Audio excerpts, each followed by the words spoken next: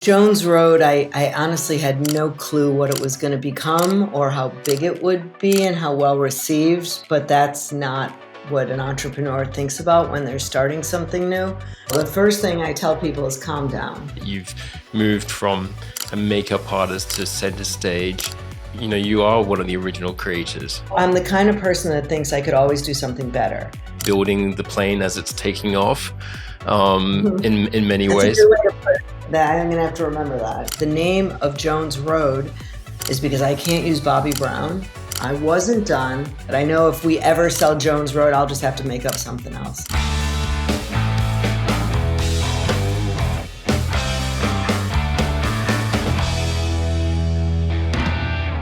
Welcome back to On the Record. I'm your host, Julian Reis, and today I'm so lucky to have the iconic Bobbi Brown.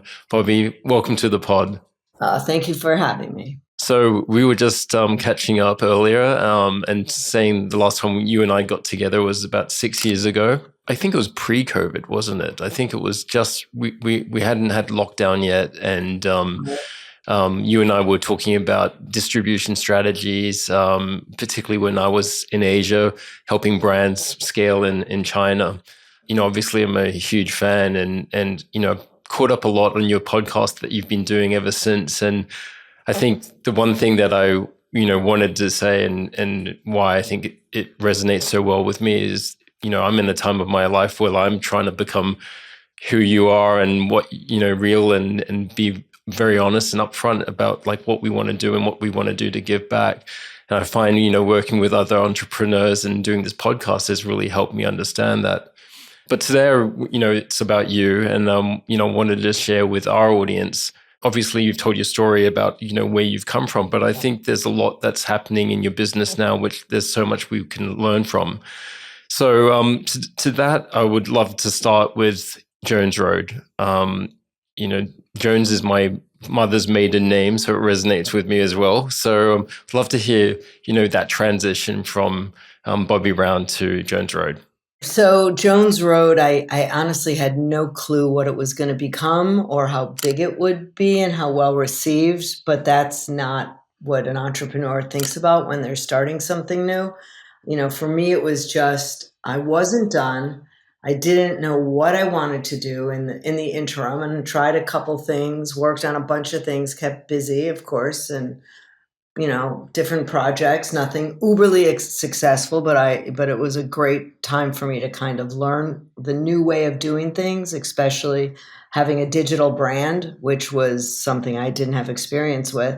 And I started playing with formula with the chemist because I wanted to see what was possible creating products formula-wise with clean ingredients. I had no idea. And Miracle Balm was a happy accident, and it started Jones Road. The name of Jones Road is because I can't use Bobbi Brown, and it came to me on Waze. Like I looked down and I saw a street, which there's a couple of streets in the Hamptons called Jones Road, and I said, I don't know why, it just struck me. I'm like, that sounds like a great name of this brand. It does. It's great. I remember when I was living in West Village, I used to walk past Jane Street, and I always thought Jane Street was a cool name for a brand as well. Yeah. But someone else had taken it. When you transitioned and you were entering a new world, which went from wholesale distribution to digital distribution, and then also you had the other factor of that word COVID, where things got very, very different very quickly. You've always struck me as a person that's been able to adapt quite quickly and, believing and building the plane as it's taking off in many ways. A good way to put it. I'm going to have to remember that. Yes. Because I think, the more entrepreneurs and the more founders I speak to, there is no playbook. It really is something that, you have to sink or swim and focus on. I think the hardest thing that I've always had to deal with is building a team. Like, how do you build that team? You make mistakes and you have to, make changes quickly. Do you have any rules or things that you do when you're hiring to build that core team right in the very, very beginning? It's definitely tough. And, but a lot of the people that I started with or hired, early on were not the right people. And so we did have to part ways, different people coming in for different things. And it's funny where, number one, my first employee, though, is still with me. She started as product development, and she also had ability to do everything else. I mean, literally, she was a Swiss Army knife of capabilities. So she did everything from, ordering packaging to working with the freelance graphic designer, because it was just her and I in the beginning. Yep. And now she's the CCO. It's been 5 years, and she, we have hired not CCOs, COO. She's the CCO. I'm the CCO. It's Chrissy, right? Yeah, this is Chrissy. She definitely has the skills to be the COO. Yep. So, and she still leads product development, so we're pretty, aligned. And we had general managers, we've had presidents, and one by one, it wasn't the right fit. And the most unexpected thing is my second son. I have 3 sons. My second son, I hate saying middle, but my second oldest and my second youngest. Is he your favorite? He is absolutely not my favorite, because there's 3 of them, and none of them some days are my favorite, and they're all my favorites other days. But honestly, every single day there's a different favorite. Yeah. So maybe today's my favorite, but it depends. So he's joined the company to help us with growth. He's got this amazing, ability, and he's got a great platform of his own, teaching, other digital marketing people and growth marketers. He soon kind of started doing what everyone else we hired to do, and now he's the CEO. Amazing. And it's like, it's as a mom, it just blows my mind when I sit in these meetings and listen to the words come out of his mouth. Yep. He is such an incredible leader. That's amazing. And I never taught him to be a leader. Like, I never taught any of my kids to be a leader. Yep. We just always encouraged the kids to follow their journey and their paths. And, we were there to help them, but he's a really amazing. Great and leader. boy, what's his name? His name is Cody. Cody Plofker. And yes, he's got a newsletter and a podcast. Oh my gosh, we have to have him on the pod. I mean, no, he is brilliant. I'm really smart in what I do. He is brilliant in what he does. And, for anyone that works with their family or works with a very strong-minded, a lot of, best friends start companies or friends, you realize like how you work together takes a while, and there's a lot of butting heads, and then you have to talk about how to communicate. We've really reached a point in our careers where he's not quitting every day, and we've made deals with each other. I'm not allowed to say to him, "You don't have the experience," and he's not allowed to say, "Mom, we don't do it. They don't do it like that anymore."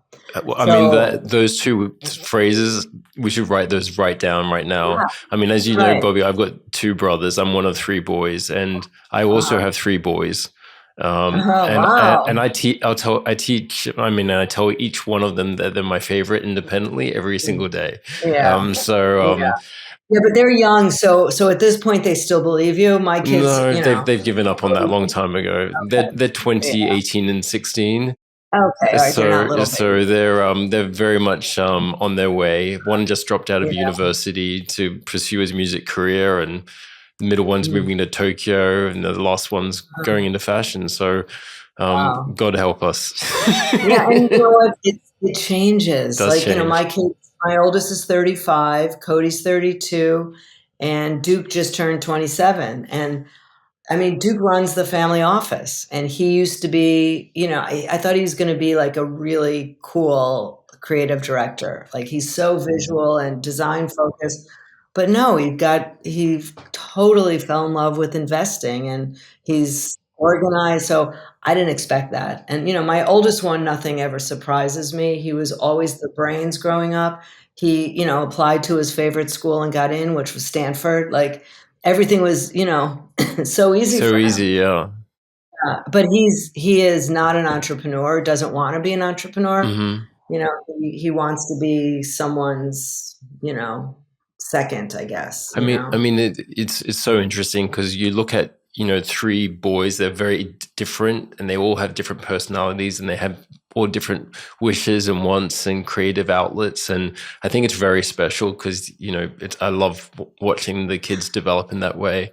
If you had to, share some of your skill set to Cody or your other sons about how you've storytelled your business, because I think you are a storyteller at heart. The way that you've moved from a makeup artist to center stage, you are one of the original creators. If you take that, and when you think about, I don't want to answer for you, but the way that you're authentic in front of the camera, how do you share that with them? Because I think they've got a much more different world than we had when we grew up.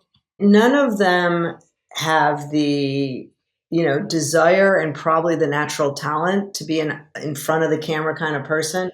However, Cody is brilliant on panels. They're very quick-witted, all three of the kids. They've all been interviewed, by someone who's interviewing me, and you could tell it's not their comfort place. Yeah. So, I would never give them advice how to do that. But, my biggest advice, which is just be yourself. Yeah.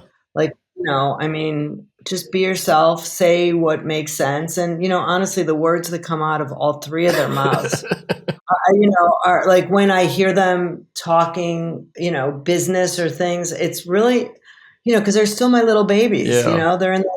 but they're all really three completely different, but brilliant and kind men. And two are married. One, the third one has a great girlfriend, and Cody has two kids. So, just hold on to your hats because it's going to totally.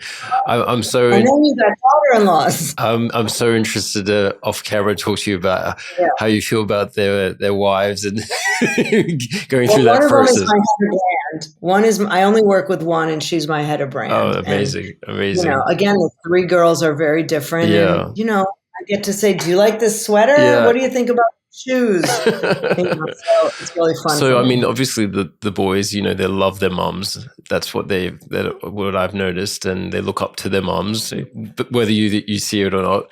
You also growing up, you didn't have the same type of mentorship from, I would imagine that your parents weren't in the beauty industry. So who are your mentors growing up? Like, how did you find your mentors, and do you still work with them?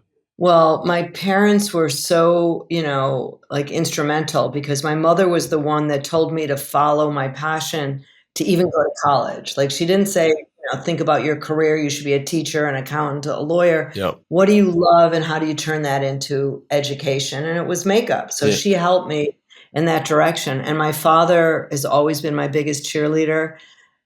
He's 90 and a half years old. He's still alive, and he's still, there's nothing that surprises him. And he keeps saying, I know you're not done. Yeah. I know you're not done, so I'm lucky that way. As far as mentors, lucky enough to have role models like my Papa Sam was, I saw his work ethic and how he did things. And then, in the industry, there was Leonard Lauder, who was probably one of the biggest.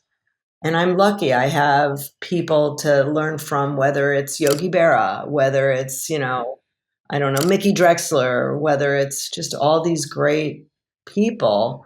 And I'm kind of a sponge. I like to take things from different things and, try them on or see how they relate to me. And I've learned a really good skill, which is almost like having a sheet of armor or a repellent to just keep the not good people away from me. As time has gone on, I found like the way and the hours in the day are never enough. You wake up in the morning, you have your routine, what you do. And I find like I've opened a book, and every single day I write on the three things on the right side, which I have to do and get out of the way. Do you have something like you do every day that... Only three things? I'm looking at my list that I wrote. Here's my today list. I don't even Oh my God. But it's everything. I need fax paper and pencils. I need to find out where my sister bought me socks. I love it. I need to ask Duke what towels he has in the bathroom. I owe the fish guy $160. I love it. It's organized chaos. Anyway, but that's I have to get, and Yeah. after we're done with this podcast, I'll sit down and try to get them. But I exercise. Like, I don't care if it's today. I only was able to fit in 15 minutes on the treadmill. I'm trying to do, like, slower and faster. I mean, like, less time and faster. And I haven't showered yet because I'm going to do it again. Like, I told I love myself, you're it. doing it before you shower. So I'm Yeah. still in my exercise clothes, which is kind of the good and the bad thing about working from home on Zoom. Yeah. Well, no, I You think know? that's important. Like, just really being healthy every single day and finding Yeah. that time in the moment to do it. And 15 minutes just makes you mentally ready for the next Yeah. thing. If worse comes to worse, I don't do it. I don't feel like a total failure. And I keep bottled water. I know you're not supposed to drink bottled water anymore, but I have bottled water everywhere, and I try to drink that because I feel better when I hydrate. So, and I'm very, very picky with what I eat. Yeah. I eat healthy food. So those things are kind of always. Yeah. But I'm the kind of person that thinks I could always do something better. If I could only have started my day, in the sevens and not in the 8s, Mhm. I'd get a lot more accomplished. Because in the sevens, I'm drinking my coffee and I'm reading, the paper on my iPad, Yeah. and that all leads me to social media. And all of a sudden, Yeah. I'm like, oh shit, I gotta get up and get going. So I'm working on my early morning habits. Do you find that you get lost in social media? Oh my God. It's kind of everything to me. It's, the marketing of all my brands. It's how I get inspiration. It's how I connect with people. It's how I pitch people, like it's pretty crazy. I mean, Instagram should probably, sponsor me personally for something. Well, it's never too late. I think that's one of the things is, I find myself doom scrolling all the time. And, now with the algorithms have got so smart, they know exactly what you want and delivering it just in the right time. So you stay another 30 minutes on the platform. Yeah. How do you think you spend more time on between the different platforms, TikTok and Instagram? Is there one that you spend mostly? Definitely more on Instagram. Mhm. And I have three. I only have three. I used to have more. I only have three Instagrams now. I have justbobbi.com, which is my personal Yep. one that has, the highest viewership. Then I have the George Hotel. Mhm. So I do that. Mhm. And then I also have one called BB Portfolio, which is just my makeup, either my memories Got from it. the olden days or makeups I'm doing Yeah. or something. That's just a passion project. So I don't do the Jones Road, but I check it every day. Yeah. And I don't 18 Label, which is our production studio, but I check it every day. Uh-huh. So, but then there's Substack. I opened a Substack this year. Amazing. Yes, of course, there's TikTok, and there's YouTube, and we have a series on YouTube, a conversation series called I Am Me, that I talk to, interesting, successful women about, similar to what you're doing. And then of course I go to Pinterest. Yeah. And then every once in a while I'll look at LinkedIn. Yeah. Well, I think know. handling so many social accounts is tough, but I think, you get it from inspiration, see what other people are doing. You're obviously so creative. And I remember visiting you at the George Hotel, which I thought was amazing. And I loved, all the references to England and the Crown. But the 18 Studio, can you tell us a little bit about that? 18 Label Street started out to be a photo and an event studio, and it's turning more into a production studio. It's got three separate giant studios, one with a cyc wall, which is all white. It's got a kitchen, a shooting kitchen. Mm-hmm. In another one, we've had, the Food Network is shot there. We just had a great project that's coming out, that we're all signed to secrecy in the candy world, this big cool project. So it's been interesting. We've had a whole bunch of different, people there, and it's a rental property where people can go in. I actually think we're going to rent it from you for some live streaming. So cool. we're Yeah, I'll connect you. We have this great guy now that's running it. We used to have someone going more, talking about, shifting. We used to have someone that was more promoting events, and we realized production is the direction we want to go in. So our production guy who's running it is fantastic, and he's brought in a ton of people. Amazing. One of the questions I have for you, Bobbi, is now that the world of beauty has changed in very big seismic shifts over the years, and the truism is that it always starts with the product, and you've always said that to me, that you've always been focusing on the quality. How do you think, with all these different external factors, and obviously, we can all obviously talk about AI, but distribution channels, the way that, the new consumers finding your product, what are the things that keep you up at night? Because I know you think about these things a lot. Well, what keeps me up at night is my to-do list of things I forgot to do. Which it's funny. It's not so much work and business. Yeah. It's more I have a very full, life. So that keeps me up at night. The work things, the good news is second time around, the things that would have kept me up back then don't keep me up anymore. Because I'm like, all right, we'll deal with it tomorrow. Yeah. Okay, oh well. Unless there is a person problem, because as we said, that's very difficult. Those things sometimes kind of, they get on you until it's too late. Until it's too late, until you either fix it or fire them, so that keeps me up at night. But, the problems that come with running a business, I mean, come on, everyone's got them. Yep. It's normal. It's real. Yep. And, I like being honest about those because, you have an ability to do something about most things. That's true. You could just do it. Do you think, as the barriers to entry to starting or launching a brand has diminished because people can walk into a co-pack or an OEM company and come up with formulations? I think there's a lot of people that, still think that's an easy task. And my advice always is that it's a lot more work than you would have ever imagined, a lot more expensive. And even though the barriers have come down, to have a point of view, it's very, very difficult. What do you think in terms of when you give advice to these young, entrepreneurs who are coming to you for advice and saying, tell me, what should I be thinking about in the first stages of building a business?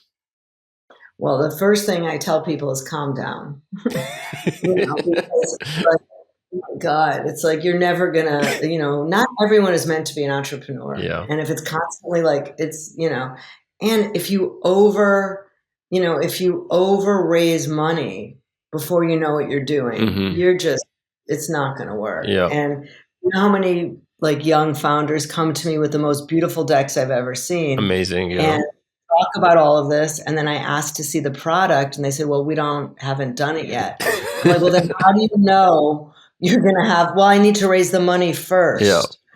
Like, no, you don't. You need the stuff first, and even if you put it in a Ziploc bag and give it to people. I mean, I worked with a woman yesterday who is, has a baking business, and she's trying now to be able to ship it out and make this company. She says, but the investment for the freezer bag is so much money. I said, have you tried it in a Ziploc?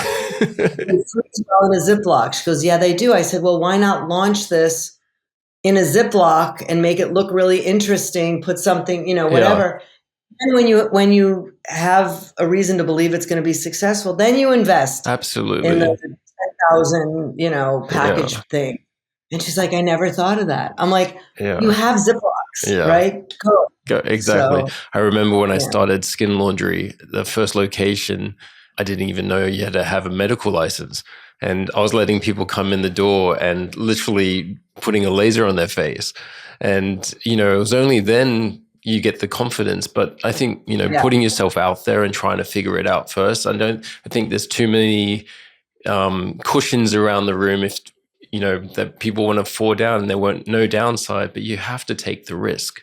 There's no... you need the risk, but you need common sense. Common sense, There's people that take these risks and it makes no sense at all, right? So, I don't think I could ever, be an incubator for other companies because I would not like when people make these calls, without me. So I know I could never do that. I know if we ever sell Jones Road, I'll just have to make up something else. Yeah. Do you think that would happen if you sold Jones Road, you would want to do something new, or? Julian, I would have to. I got nothing. I mean, my friends are gardening, they're playing tennis and golf, and they're even like playing, You don't cards. want to become a Peloton instructor? I got nothing. Really, I have nothing. Well, so, I don't know. Maybe I'll make shoes, but I'm not looking to sell Jones. Yeah. It's not on the market. Yeah. I know it's inevitable, and it's definitely, has favorable all those things that, everyone talks about. But I love what I'm doing so much. I couldn't imagine not doing it. I hear you. I mean, it's so nice because, sometimes when we meet with creators, and one of the guys we had on the pod was Richard Christensen, who told a very nice story of how you reached out to him and told him, don't sell, stay in control. Right. And Richard's a dear friend. And, I think a lot of creatives are always scared that they're the one trick pony, that they can't have a second life. And I think you've honestly, proven it to yourself, which is the number one thing. It's exciting. I think the other thing which I love about what you've just described is, the children and how they infiltrate your life. There's nothing better than that, in my opinion. Yes, there is. What's that? What's better than children is grandchildren. Do we have any? Do you have any? I have two, and my oldest grandchild is 2.5. Amazing. She's my best friend. Oh my God. And it pains me not to be with her. So, I miss her so much, and, the FaceTimes are not enough, but it's so funny because, I started my business with these 3 young kids. I had 2 kids when I started the business, actually. I had 1 kid when I started the business. Then I had 2 kids. Then, years later, I had a third. And I was always kind of juggling everything, making them dinner while I'm doing an interview and, making a list and getting the birthday things ready. And it was always like, but now when I'm with Lily, nothing else matters. That's amazing. You brought me back to a memory. So when as you know, I grew up in Singapore, and my twin brother and it was Christmas time, and we're looking for a present for our mom. And I think we were probably 16 years old, and we were in Isetan in Singapore, and we saw this brand, Bobbi Brown. And I remember going to the makeup counter, and Justin's like, just buy her something. And we went to the lady, and she goes, this is our number one selling product. It was like this puff powder. And I never remember saying, oh my gosh, why is it so expensive? It was like 50 Singapore dollars. And I remember Justin and I bought it for our mum for a Christmas present. So it goes full circle. It's so fun. But it was Jones Road is about half, less than half the price. Inflation adjusted, it's going to be a lot cheaper, I'm sure. But well, we don't. You know what? The difference is we really do keep our costs down, not on the formula, but on boxes and packaging and all of that. Is that something that you see in the industry that has not really been developed enough? Because we talked about this on the podcast with Richard Christensen about the big margins that we naturally have in fragrance and beauty and color and skin. How do you think about that and passing on those costs to the consumer and the benefits to the consumer? Well, the things that are important to me are, that the package, when it is out there, it feels good and it does send a message. Yeah. If you look at all of Jones Road packaging is stock. So, we suppliers send them to us, or we look through a catalog or whatever it is. So the cost of goods is not crazy. I look at a lot of these, especially the older brands. I'm like, oh my God, that must have cost a fortune. And they're too fancy for me. Yeah.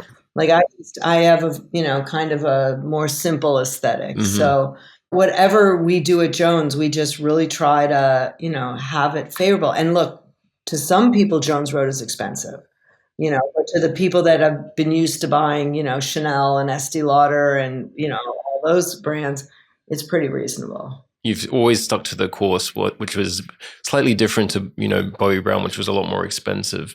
What are the trends that you're excited about in the beauty industry, given everything we've seen right now?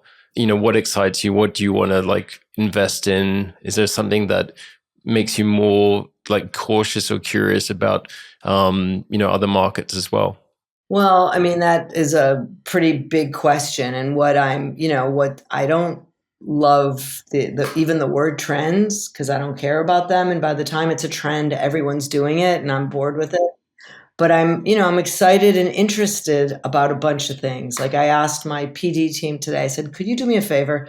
Could you talk to all the suppliers and find out truthfully what the peptide story is? Because I'm very interested in peptides. Mm-hmm. And I actually just bought some creams from a compound pharmacy Mm-hmm. that is for your skin, that's supposed to help with, texture and all sorts of things. I don't know if it works. Mm-hmm. I never want to be the brand that puts a drop of something in and says, oh, this has peptides. Yeah. And I don't even know if the peptides that our suppliers have are real peptides. So I'm interested in that, and that will be something way down the road. I'll have to find some, compound pharmacist or doctor or scientist, who does peptides. So I'm excited about those kind of curiosities I have.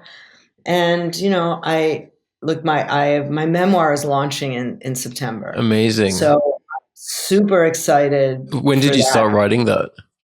It's probably been about a year and a half, 2 years, and it launches in September 23rd. I'm on a pre-sale campaign now, which is really crazy because I have to pre-sell 10,000 books in 2.5 months. So, oh my God. I'm learning, I love when I don't know something, and I love digging in and trying to figure it out. So that's what I'm doing. Are you going to be doing some live reading? I don't know if I'm doing live reading. I already had to do a recording. If you buy it on Kindle, you'll hear my voice. No, have you read the whole book? The whole book. And I will never listen to it. Because you'll take it to the grave? No, I just can't stand the sound of my voice. But, I don't watch myself on our ads. Oh my God. I'm the same. I can't listen to myself either. Yeah. Well, I should have had you read the book. It would have sounded so good. But that's done. So I'm excited to go on, this cathartic journey to talk about the different things that, that are in the book, which are stories from my grandparents all through up, till now. Yeah. And interesting. And I highly recommend it to everyone to write a memoir, even if it's just to write it, to give it to your grandkids. Yeah, I think so. Because it's so interesting when you start understanding who you are. Yeah. Do you have, obviously in your memoir, I'm excited to read it as well. But, we all have these truisms, that things that we live by, like things for me, I've always said that, don't care what other people think of you and life is short. Those were like two things that have always kind of been a filter in everything I do, because then you stop thinking too much about what other people think forever, and be a little bit more impulsive, calming down, but still thinking along that vein.